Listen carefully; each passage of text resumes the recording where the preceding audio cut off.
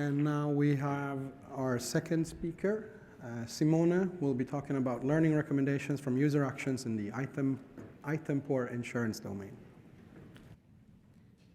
Thank you. Okay, hi. So my name is Simone, and I will present this work on learning recommendations from user actions in the item poor insurance domain.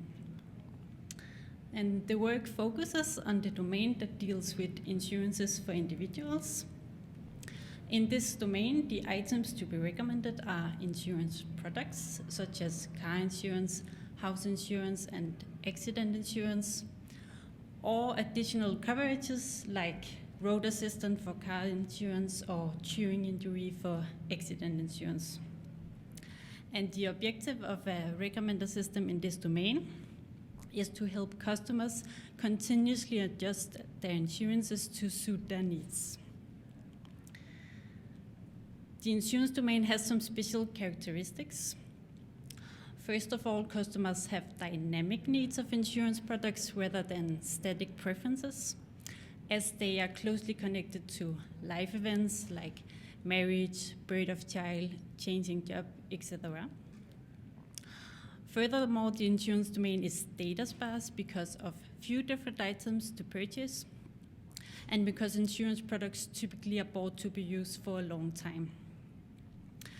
Finally, many users navigate through the insurance website, but still prefer to make the purchase over the phone. So to address these challenges, we focus on a session-based approach to provide temporal context for the recommendations. Session-based recommender systems usually learn from users' interactions with items, but on an insurance website, there are other actions that can be useful signals for learning recommendations. For instance, if a user has recently tried to report a claim that the user's current insurance products did not cover.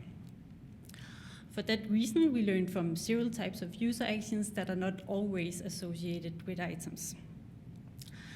Finally, we model relationships between sessions and purchases that do not take place within the session.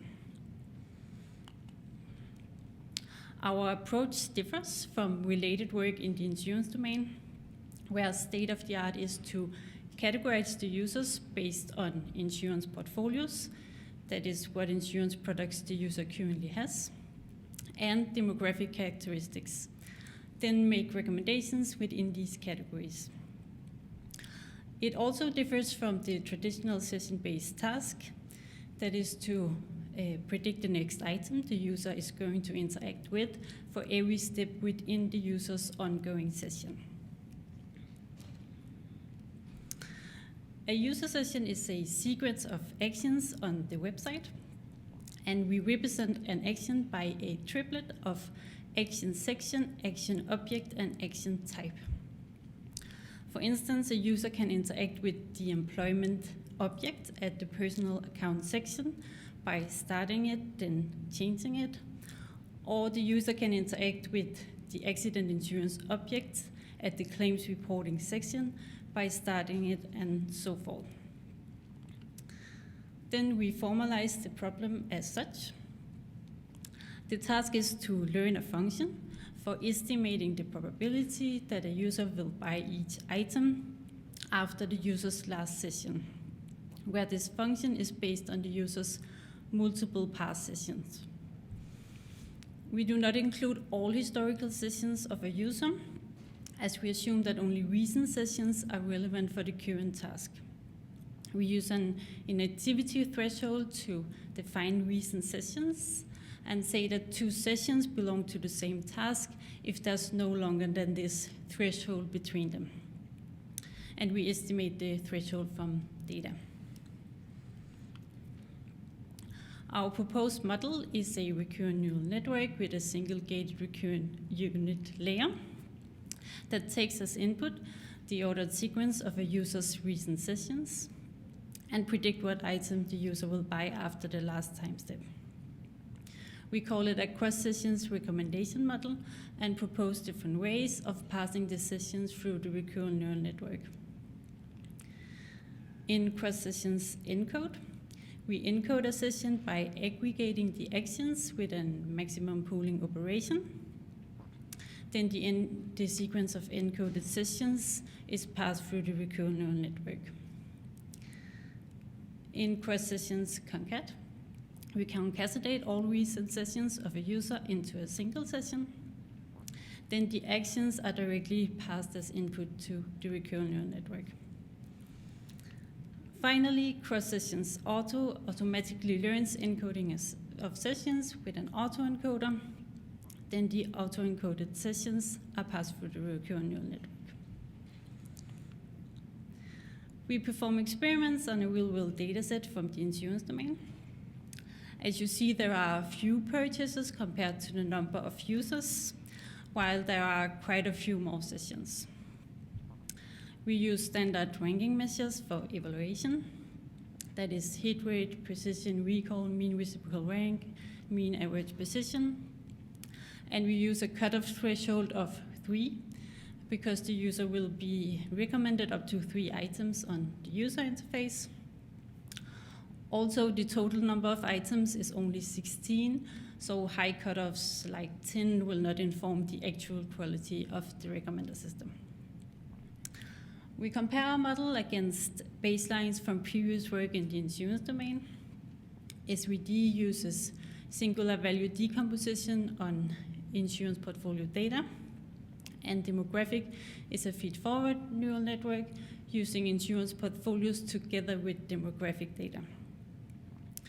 We further compare our model against state-of-the-art session-based baselines. SKNN is a session-based k-nearest neighbor model that determines nearest neighbors based on similar past sessions. Then we adapt this baseline to our task, so the recommendations are based on the items purchased by the neighbors rather than the items interacted with in the sessions. And we try 2 different variations of this baseline. Finally, GRU for Rec is a recurrent neural network with gated recurrent units that predict what item the user will interact with next within the sessions based on the actions so far. And we also try this baseline on the concatenation of a user's multiple past sessions. Here we present our results. The first thing to observe is that the SKNN and the cross-sessions model outperform the non-session-based methods, while this is not the case for DRU for Rec. This indicates that user sessions are stronger signals for insurance recommendations than portfolios and demographics, but recommending the next item that the user is most likely to interact with on the website is not appropriate for insurance recommendations. We further observed that the cross-session methods outperform the SKNN, indicating that a recurrent neural network is better at modeling the relationships between actions that lead to the purchase of specific items. Finally, the results suggest that encoding of sessions is better than the trivial concatenation of sessions, suggesting that dependencies across sessions are important. We also combine our cross-session models with the demographic. This hybrid approach yields better results than the individual models, indicating that the 2 types of information capture different aspects of the problem. Then some analysis. We break down the performance of our models by the number of sessions, starting with only the most recent session up to including all the available sessions. And we see there is additional contribution in using all sessions of each user rather than just the last one, as performance increases with the number of sessions. We further analyze the importance of session order by randomly shuffling the order of sessions, then retraining the models. This results in a decrease in performance, but the decrease is limited to less than 1%. So there's no indication of strong sequential dependencies of the sessions. Finally, we use ablation to analyze the influence of different actions by removing actions of a given type, then training and evaluating without that action type. In all cases, the removal causes drop in performance, showing that all considered actions are beneficial for the model. Among the most important actions are, not surprisingly, actions on the e-commerce section and actions with items, but also actions on the personal account section and actions with services have significant importance. So to sum up, we have tackled insurance recommendations with a session-based approach. We have used a recurrent neural network framework to model relationships between multiple actions and purchases, and our model outperforms state-of-the-art baselines. In the future, we plan to run A/B tests to evaluate our models with online users and study explainability of the models.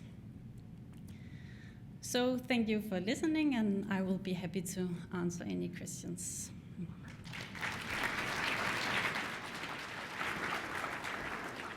Thank you, Simone. We have one question. Any specific reason we are using max pooling instead of other common pooling strategies? Yeah, so we tried different variation, average pooling, max pooling, and this was the best performing one, so that's why we chose that. Okay. And I have a more sort of philosophical question, maybe. 16 items. Do you need a recommender system when there are 16 items? Well, so the objective of this recommender system is not to filter a large item space or make the user discover new items. It's more to, when a user has a new life situation, then to remind the user that you might need this insurance product now. Also, the majority of the users in this domain, they have sessions on the website, but they end up purchasing over the phone. So from the company's objective, the objective is to reduce or increase the amount of users that finalize the purchase on the website, and this can help with that. Okay, thank you. Thank you again, Simone.